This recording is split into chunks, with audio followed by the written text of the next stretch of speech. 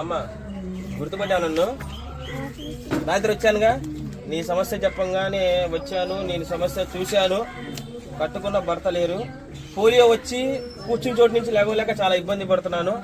కొంచెమే బియ్యం ఉన్నాయి, తినడానికి కూడా ఏం లేదయ్యా అన్నావు. నీకేం చెప్పా రాత్రి? పొద్దున్నే వస్తా అన్నా. నమాజ్ చదువుకున్నాను, ఇంటికి వెళ్ళి మా అమ్మకి సలాం చెప్పేసి వెంటనే నీకు కావాల్సిన బియ్యము నిత్యావసర వస్తువులు తీసుకొచ్చాను.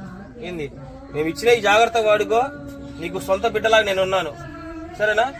ఏడో వాగా ఏమైనా ఉంటే నాకు చెప్పు, నేను ఏదో రూపంలో నీకు సహాయం చేసి పెడతా, సరేనా? నువ్వు అసలు ఏడో వాగా ఎప్పుడు, సరేనా? జాగ్రత్తగా ఉండాలి, సరేనా? నువ్వు నవ్వు మా అమ్మ, నేను ఉన్నానుగా.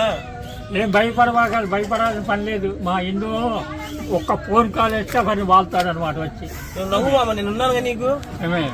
నీ బిడ్డ లాంటి నేనేదో సహాయం చేసి పెడతాను. నువ్వనే కాదు, ఆపదలో ఉండి ఎవరు ఫోన్ చేసినా ఎమ్మటే వాళ్తాడు అనమాట. ఎక్కడ ఉండేది భగవంతుడు మామూలు మనిషి తెలుసు. నా దృష్టిలో, ప్రజల దృష్టిలో, అందరి దృష్టిలో చాలా గొప్ప మనిషి. నువ్వేం దుఃఖించకు. ఏమే మా ఇన్నోకి ఫోన్ చేయించు చాలు ఎమ్మటే.